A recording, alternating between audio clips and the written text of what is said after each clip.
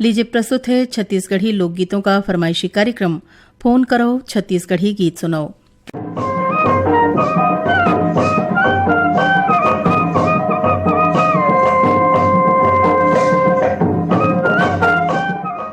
Hello hello. Phone करो छत्तीसगढ़ी गीत सुनो कार्यक्रम में आपके बहुत बहुत स्वागत है। धन्यवाद। राम राम दीदी। राम राम, कौन बोलत हो? मैं देवसुंदरा से बोलत हूँ, देवसुंदरा पलारी से। तामेश्वर प्रसाद साहू के हमारे कार्यक्रम में बहुत बहुत स्वागत है। दीदी जस गीत सुनना है दीदी, पंचरम मिर्जा के नवरात्रि आ गए। हाँ, ये का शौक है आप मन के? अब ये 10 छत्तीसगढ़ी गीत सुनना है, हेलो फोन इन फरमाइश सुनना है, आप मन की गीत है, ये सब सुनते थे दीदी रायपुर से। अब काम काज चलते थे, मोतिराई काम। हाँ दीदी। तो जैसे नवरात्र शुरू हो गए तो आप मन को कैसे मनाते नवरात्र पर्व? अब जगह जगह स्थापना होते दीदी, नवरात्रि 9 जगह यहाँ स्थापना होते है बड़े गाँव में। तो अच्छा शांति पूर्वक से ही मनाए जाते, जसगीत वगैरह होते, झांकी प्रतियोगिता होते गाँव में, ये सब होते दीदी। फोन फरमाइश में लग गए है, लेकिन एम छत्तीसगढ़ी कार्यक्रम में पहली बार लगे है। हाँ, तो कितना दिन बाद आपके फोन लगे है? 3-4 महीने प्रयास करें दीदी।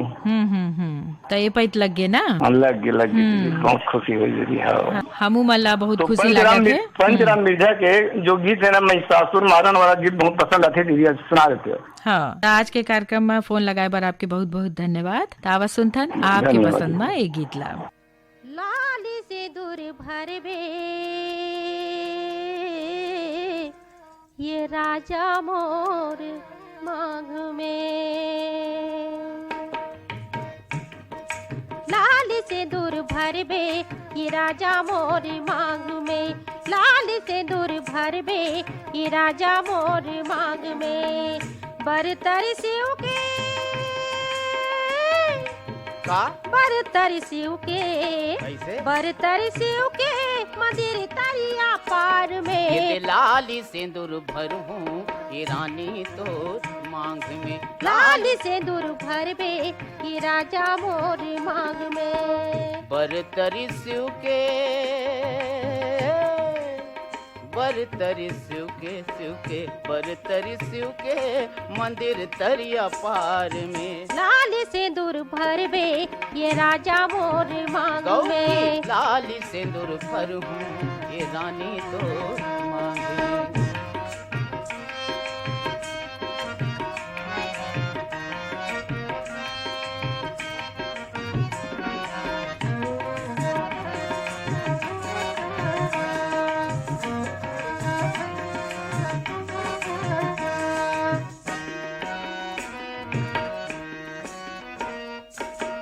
हवस कुंवारी और मैं हवा कुंवारा, हमर माया देख के जला थी जम पारा, ये तय हवस कुंवारी और मैं हवा कुंवारा, हमर माया देख के जला थी जम पारा। मुसवा बर पिलैया मुसवा बर पिलैया मुसवा बर पिलैया हरई थे जस गाँव में, लाली से दूर भरबे ये राजा मोर मांग में। बरतरी शिव के बरतरी शिव के बरतरी शिव के मंदिर तरिया पार में, लाली से दूर भरबे ये राजा मोर मांग में, लाली सिंदूर भरूं ये रानी तोर मांग में।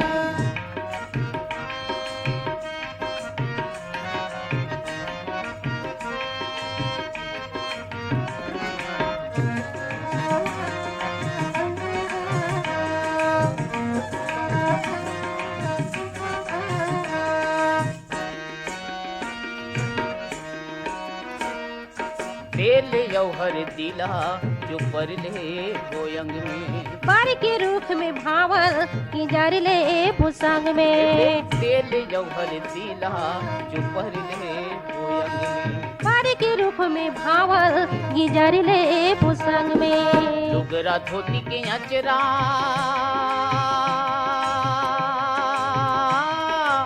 लुगरा धोती के अचरा, लुगरा धोती के अचरा बंधा ही एक गांठ में। लाली से दूर भरबे ये राजा मोर मांग में। ये लाली से दूर भर हूँ ये रानी तोर मांग में।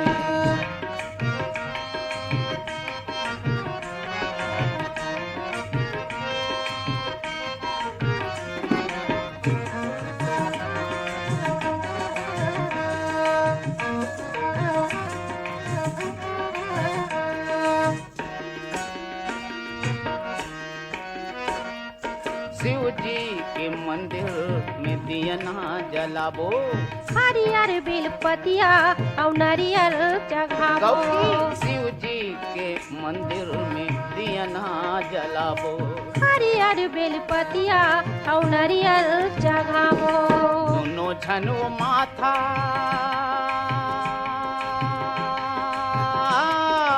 दोनों छनु माथा, दोनों छनवो माथा नवाबो भगवान में। लाली से दूर भरबे ये राजा मोर मांग में। ये लाली से दूर भर हूँ ये रानी तोर मांग में। बरतर शिव के का बरतर शिव के गौरी। बरतर शिव के मंदिर तरिया पार ये में। लाली से दूर भर हूँ ये रानी तोर मांग में। लाली से दूर भरबे ये राजा मोर मांग में। बरतरी शिव के, बरतरी शिव के, बरतरी शिव के मंदिर तरिया पार में। लाली से दूर भरबे ये राजा मोर मांग में। लाली से दूर भर हूँ ये रानी तोर मांग में। लाली से दूर भरबे ये राजा। हेलो, फोन करो छत्तीसगढ़ी गीत सुनो कार्यक्रम में आपके स्वागत है। हाँ जोहार मैडम जी। जयराम, कौन बोलत हो? मैं यहाँ धनोरा जगदलपुर बस्तर ले बोलत हूँ, पूनम नायडू। पूनम नायडू के बहुत बहुत स्वागत है हमारे कार्यक्रम में। हाँ धन्यवाद मैडम जी। बस्तर में कैसे है मौसम? बढ़िया मौसम है मैडम जी। रात के बारिश हुई एक एक कने, और 2 दिन ले तो खूब ज्यादा बारिश हुई, लेकिन अभी तो मस्त धूप खिली से डहार, और हमारे खेत में गला काम चलत है।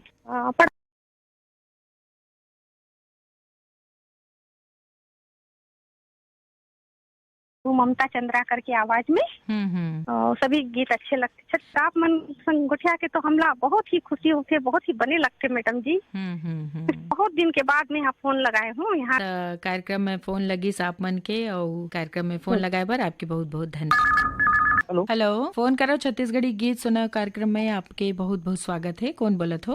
जयराम दीदी। जयराम, बलराम सेन, ग्राम भलेसर, नया पारा, जिला महासमुंद से बोला। तो आपके बहुत बहुत स्वागत है बलराम सेन जी। ये बताते हो आप मन तरफ कैसे है मौसम? है मौसम तो अभी बढ़िया हवे, अभी तो मस्त, अभी धूप निकले है। खेती किसानी के काम करते हो? हाँ थोड़ा बहुत तो धान बो है मन, ज्यादा काम तो खेत नहीं है, और मैं सेलम दुकान चलाता हूँ मैं। और हमारे आकाशवाणी रायपुर ला कैसे सुनते हो? ऐप में सुनते हो, धन रेडियो रखे हो? रेडियो भी है दीदी, मोबाइल भी, दुकान में मोबाइल से सुनता हूँ, घर जाए में रेडियो सुनता हूँ। तो कौन कौन से कार्यक्रम आप मन ला अच्छा लगते? मोला तो जम्मू कार्यक्रम बने लगते आकाशवाणी रायपुर के। ताऊ का शौक है आप? शौक दीदी मोर का है रेडियो में गाना सुनने हैं, और कभी कभार क्रिकेट खेले जाता हूँ मैदान दोस्त यार मन संग में। तो जैसे कि आज नवरात्र पर्व शुरू हो चुके हैं, तो आप मन तरफ कैसे मनाते नवरात्र ला? हमारे तरफ तो दीदी अच्छा से माहौल है, बढ़िया मस्त अच्छा से मिलता। रात में यह होता जब गीत 9 दिन तक होते माता के भजन कीर्तन। तो आज के कार्यक्रम में कौन सा गीत सुनना चाहते हो? अब का है नवरात्रि लग गए दीदी, अब जगह जगह दुर्गा माता विराजे है, तो का है कोई भी सुना जब गीत सुना तो अपन। हाँ ममता चंद्राकर की आवाज में आवाज सुनता ना आपके पसंद में गीत ला। फोन करे बर बहुत बहुत धन्यवाद। धन्यवाद दीदी। हमार दोनों संगवारी मन के पसंद में आवाज सुनता ममता चंद्राकर के स्वर में एजस गीत ला। हुमालिन फूल गजरा, हुमालिन फूल गजरा, उठा हुमालिन माई बर फूल गजरा। हुमालिन फूल गजरा, हुमालिन फूल गजरा, उठा हुमालिन माई बर फूल गजरा। हुमालिन फूल गजरा, हुमालिन फूल गजरा, उठा हुमालिन माई बर फूल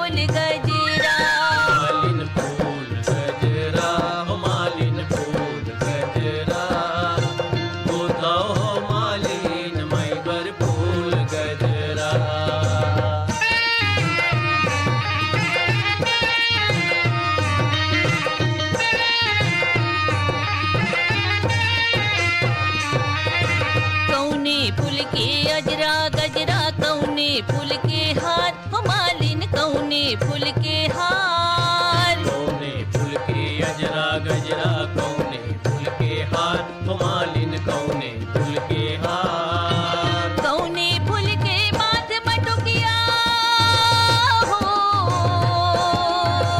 कौने फूल के माथ मटुकिया, तोला हो सिंगार मालिन फूल गजरा, हो मालिन फूल गजरा, गूथा हो मालिन माई बर फूल गजरा।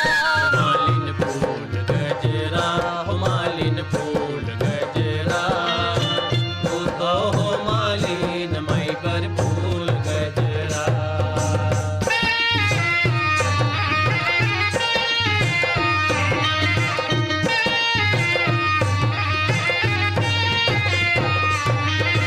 चंपा फूल के अजरा गजरा, चमेली फूल के हार, मालिन चमेली फूल के हार। चंपा फूल के अजरा गजरा, चमेली फूल के हार हो मालिन चमेली फूल के हार। दसमत फूल के माथ मटुकिया हो,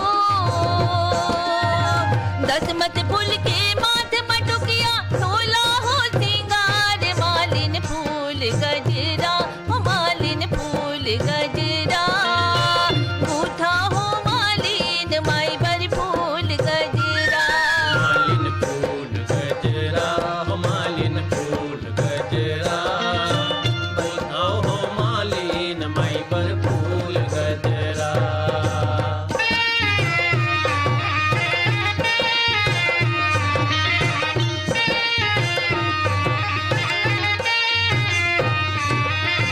कौने माई बर अजरा गजरा, कौने माई बर हार, हो मालिन कौने माई बर हार। कौने माई भर अजरा गजरा, कौने माई भर हार हो मालिन कौने माई भर हार। कौने माई बर माथ मटुकिया हो,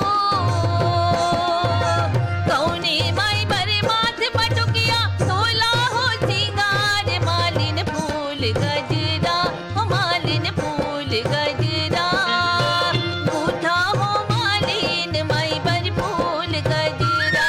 मालिन फूल गजरा हो मालिन फूल गजरा, तू तो हो मालिन माई पर फूल गजरा।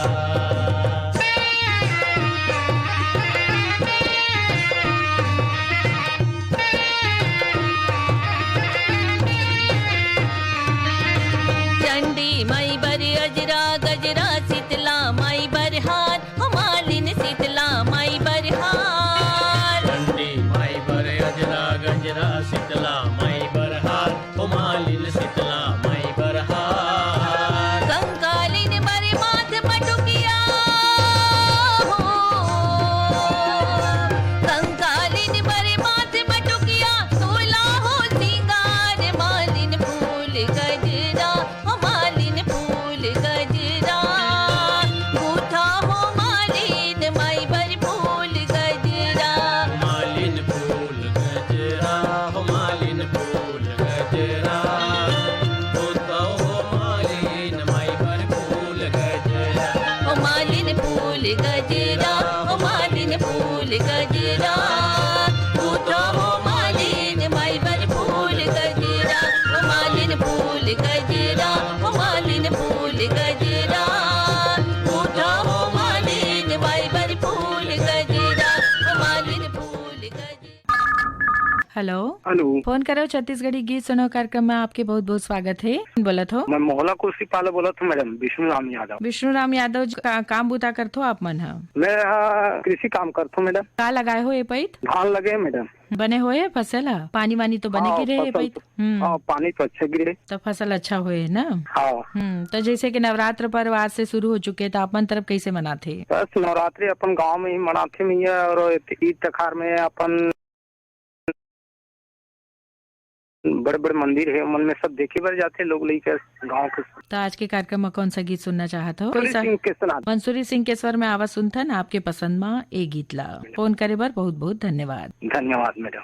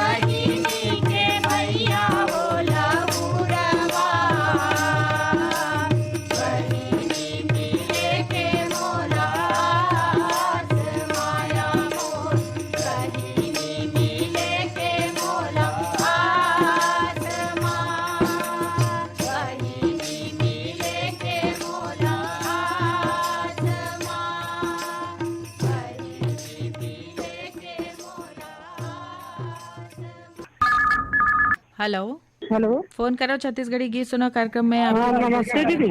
नमस्ते। कौन मैं बोला? बागू से बोला था, गराम बागू, कुसुम बाई साहू। कुसुम बाई साहू। तो 3 साल के बाद लगे दीदी। 3 साल के बाद आपके फोन लगे? हाँ दीदी, 3 साल के बाद लगे, सब कितना आनंद लगा, खुशी लगा थे, अब लगी थे।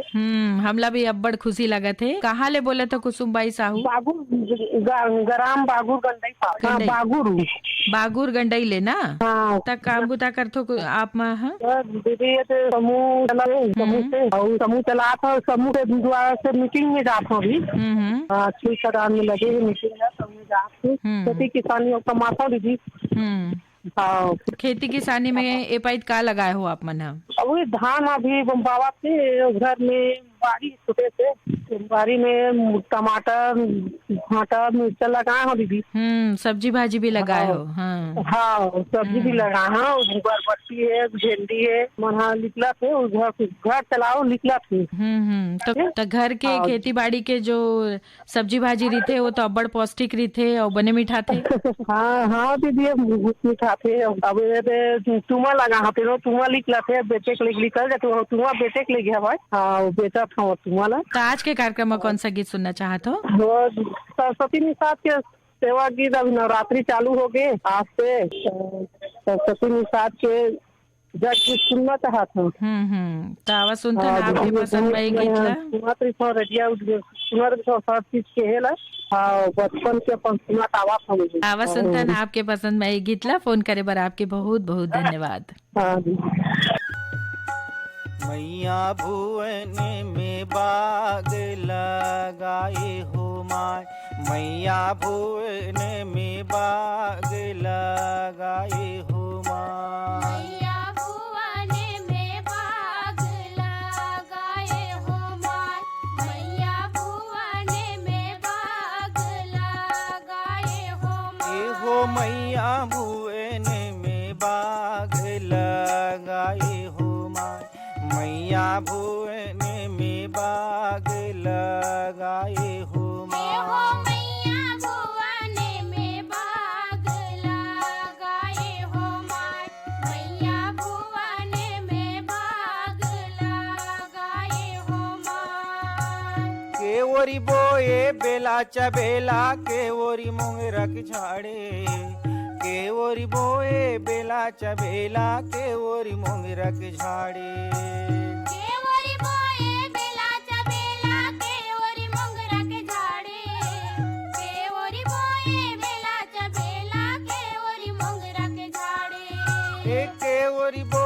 बेला चबेला के ओरी मोंगरक झाड़े, के ओरी बोए बेला चबेला के ओरी मोंगरक झाड़े।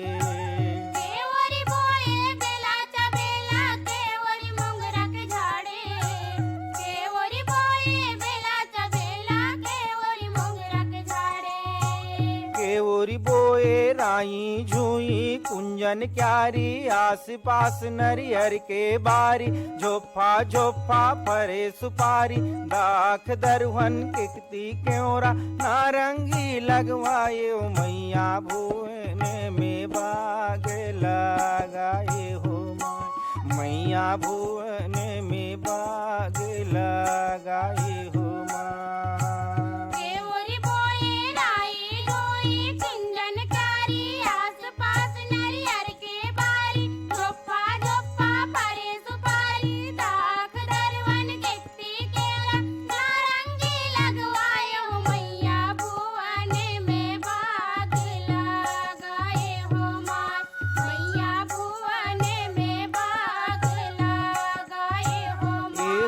मैया भुवन में बाग लगाए हो माय, मैया भुवन में बाग लगाए हो माय।